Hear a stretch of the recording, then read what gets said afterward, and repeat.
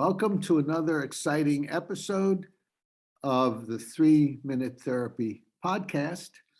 And by way of introduction, 3-Minute Therapy refers to my popular self-help book called 3-Minute Therapy, which really is based on the subject of psychotherapy developed by Albert Ellis in the 1950s, which dramatically changed the direction of therapy from the old-fashioned relationship type therapies and speaking about your childhood to the current cognitive behavior therapies. So that's REBT, rational emotive behavior therapy. And the basic premise is our emotions don't come from situations.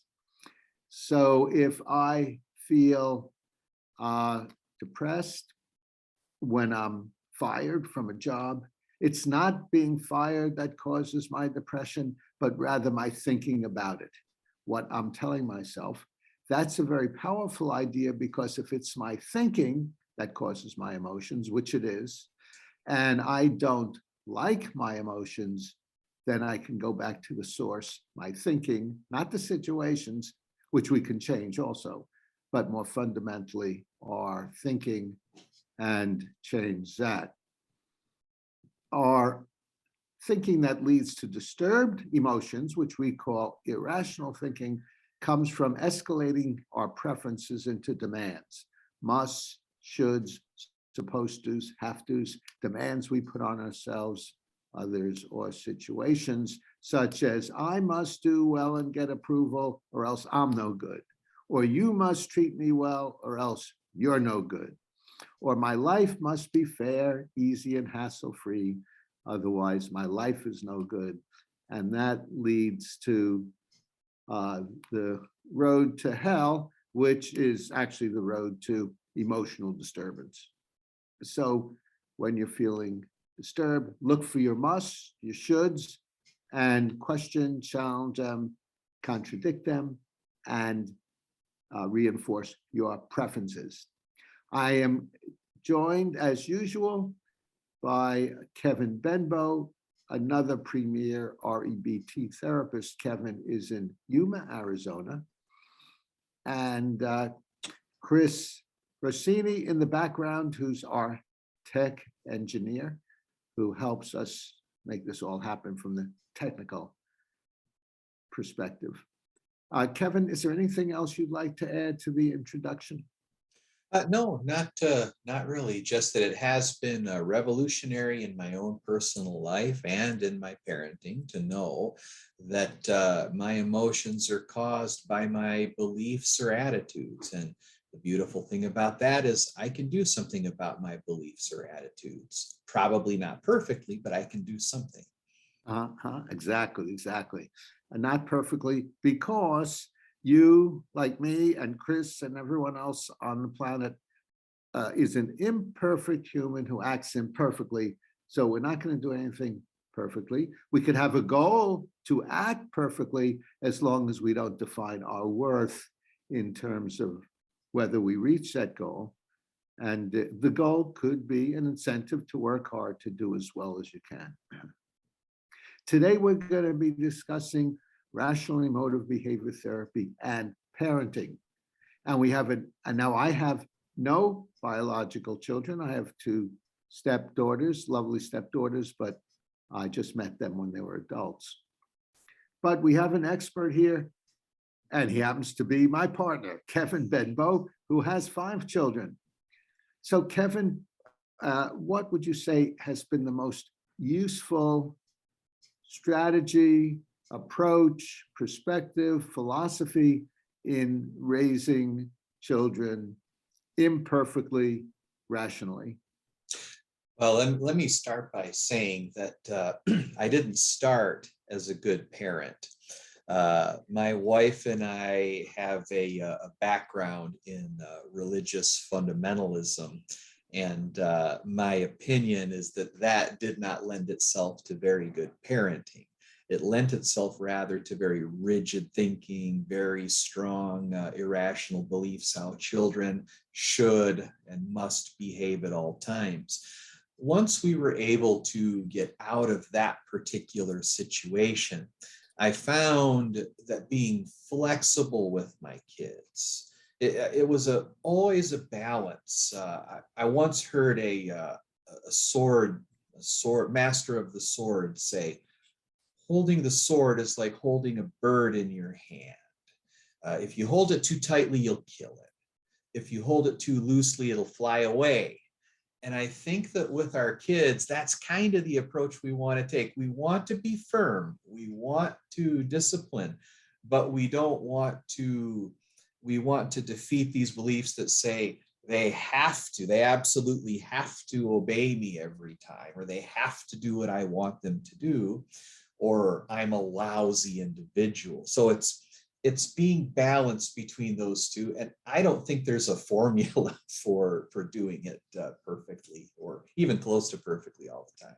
Yeah, yeah, okay, very, very good. And I like one of the various perspectives you highlighted, and that is, don't define yourself, your worth, your totality in terms of how well you feel you're doing with parenting, and especially don't define yourself as a person, a good or bad person, but rather just an imperfect human who acts imperfectly based on how your children do as they're growing up.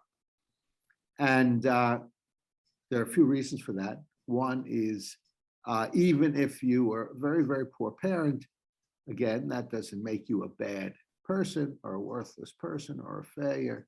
And the other one is, to a large extent, adult personality is determined not by in-home behavior in the parenting, but rather by genetics, our genetic predispositions. And I'm sure you noticed this, Kevin, with your children.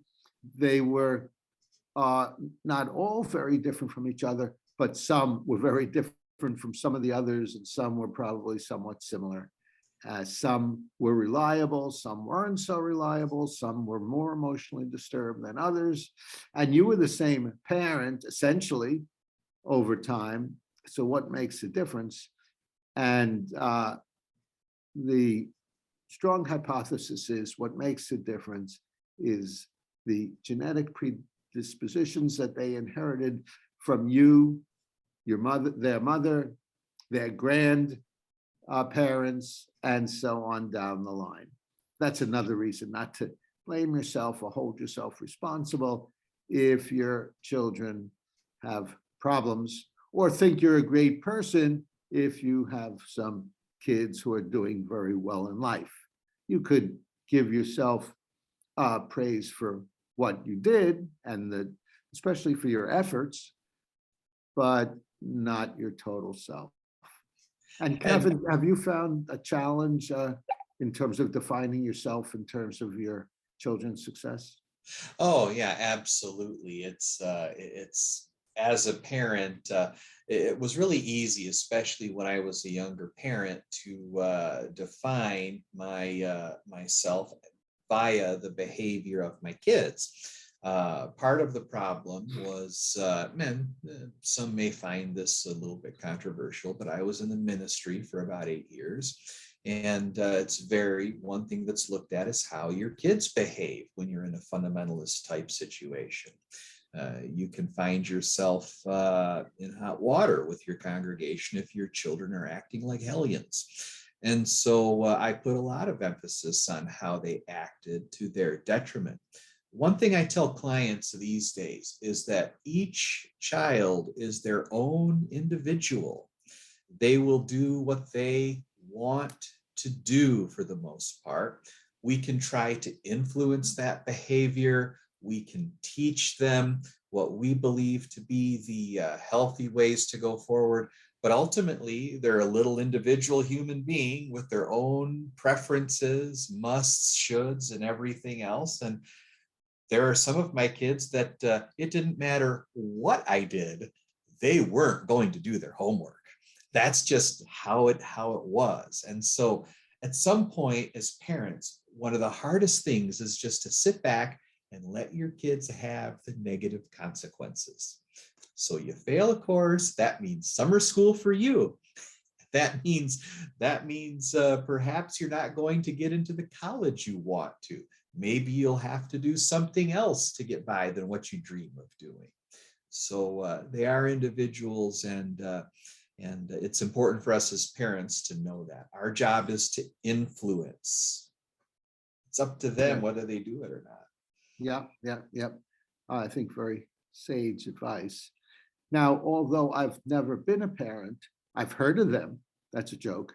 And so let me give you some specific situations that some of the parents I've worked with have run into, and see what practical approaches you might have in addition to your excellent perspective about a bird and parallel to holding a bird. So one of the problems has been it's time to get up to get to school, and the kid doesn't want to get up. They want to sleep some more because it feels good to be under the warm covers. I'm sure you've had that situation. And so would you just let them fend for themselves? And if they don't show up, they don't show up. And when the truant officer comes knocking at your door and holds you responsible, since you're the parent, you just deal with that. What's that been like? Well, first of all, that is true. It is a requirement in most jurisdictions that children attend school of some kind, and parents can be held liable.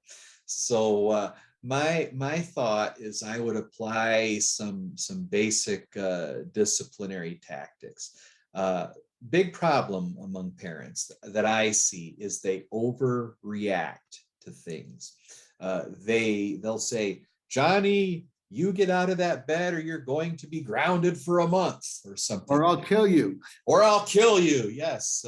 The worst example of that happened when a client of mine, when I worked in a clinic, came in with a 14-year-old daughter and said, well, I've grounded her until she's 18. Well, at that point, you've pretty much shot your wad. There's not a whole lot more you can do. So my thought, I encourage parents when I'm coaching them and raising their kids, is to find something that the child enjoys, whether it's their handheld device, whether it's an activity, video game, whatever it is, and create a short-term consequence for them. My approach is to make it a pain in the ass for them not to comply, not necessarily to exact vengeance on them. An example, let's say we have an adolescent, you take away their phone, and for a lot of them, they would act like you're taking away a limb. I wouldn't take it for an extended. You almost are. Yeah, right. You almost are. I feel that way about my phone. If God help me if I lose it. But if the child in this example, they won't get out of bed, well, then we just sit down with them and have a conversation that if you decide that you're going to stay in bed and not get out of bed, I'm going to take your phone for that day, and then give it back to them at the end of the day and start over. Don't progressively make it worse. Just every day you will lose your phone for 24 hours unless you comply with this. And it becomes an ongoing hassle, and they can count on it. That's the other thing. You want them to be able to count on it, that it's going to happen. Of course, none of us are perfect. And once the idea is they'll get the message that mom's going to take the phone from me if I don't get out of bed. So I'm going to go ahead and do that just because I don't want the hassle of it. Another thing would be you could deprive them of internet access for a certain period of time. The reason why I say it's a short period of time is because we don't want them to become discouraged. Overly discouraged rather. Kids have a different perception of time than we do. Especially younger ones, it goes longer for them. So if I take something from them and I keep it for a limited period of time, they can see the end.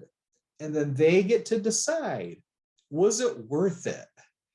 And if the phone doesn't work, we find something else until we can find that sweet spot that makes them not want to continue to repeat the bad behavior that we're getting. So that's kind of a concept that I run by in a nutshell. Yeah, so I have a question about that. With particularly difficult or rebellious kids, they know you told them, well, you started a fight with your brother, so I'm going to take your phone. But they're wise to you. They hide their phone. Mhm. They hide their phone. Well, that certainly could happen. Then it's going to become incumbent upon us to think about some other things that they enjoy doing, and That you're in maybe, control of. yes, right. One thing to do is, some parents, sorry, I'm laughing here. Some parents have gone to work and taken the internet router with them. You know, another thing you could do is potentially talk to, this is where it could get expensive. You could talk to your phone company about, can I temporarily suspend access to the phone? So it's basically a brick. I don't know. I don't know how expensive that might be, and whether that's worth it or not. So there are different options you could do. You might, if you're paying the bill, you might be able to block the phone number that your son or daughter has temporarily, if that's possible. Yeah, and that's a question for your phone company or whoever it is. Sometimes just restricting their social life, if they go out and they see their friends on a regular basis, say, okay, so this Friday night you won't be going out. But again, it can't be too much, because if it's too much, then they're just going to say to hell with it, and they're going to just maybe sneak out of the house or whatever. Still could do that anyway, because they're individuals, right? Right. Important to remember that none of this is perfect. None of it will be perfect, but we do the best we can. If ultimately they decide they're going to get involved in drugs or other serious circumstances like that, then that's their choice. Sadly, we can't keep them from doing it, but we can do the best we can to influence them in that direction. Right. In terms of some of these penalties, there are also rewards. So I think it's useful, especially with some behaviors that are difficult for kids to comply with, to set up rewards also. And when you're setting up rewards and penalties, I recommend to parents that they try to make it collaborative. Now, this won't work for a lot of children, but for many it will. And you explain to them why sleeping all day is not a good idea, and you give them the disadvantages, and often they'll agree, and then you'll say, well, I'd like to help you do better, get up earlier so you don't miss school. So what could we do as an incentive? Maybe a penalty. What would you find penalizing? By the way, when I do this with my adult clients, they often come up with things that would be penalizing. So some children will as well. And then what would be a good reward for every time you get up at time to get to school on time? Or you could get a point for every time you do it, and 5 points equals something or other. So that's another way you could do it. Go ahead. Yeah, I was going to change the subject. Oh, I was just going to say about rewards. There's a broad range of rewards. Younger children, it could be a chart with stars. Sometimes just getting the star is enough if it means something. Very good. Yes. One thing to do, though, probably beyond the behavioral things we're talking about, is it's really, really important to establish a loving relationship with your kids so they feel comfortable to talk with you. One thing my wife did, and really, truth be told, my wife did the lion's share of the child raising in the house. But one thing that my wife Maureen did when they were little is she had special time with each one of the kids. So she would take one of them for a couple hours and maybe go to a place and have a piece of pie, have ice cream, see a movie just with them. And so that was an important strategy she had to help all the kids remain close to her. We now have a thread. We're a pretty close family at this point, even though we're spread out. We have a thread, a text thread that we're all commenting on all the time and talking to each other back and forth. So, Okay, great. Okay, so my last word, before I give you the last word, Kevin, is that I teach parents to reinforce rationality with their children, even young children. So to say things like, you spilled the water, so that's a mistake, but it doesn't make you a bad kid. Or even use themselves as role model. I got angry at this driver who cut me off, but I don't run the universe. I can learn to accept discomfort in my life. So on a simple level, you as parents could teach this to your children. In fact, I had a memorable report from a parent who he was teaching this to one child, and then he was getting upset at another point, and the kid said, "You know, Dad, it's not the end of the world."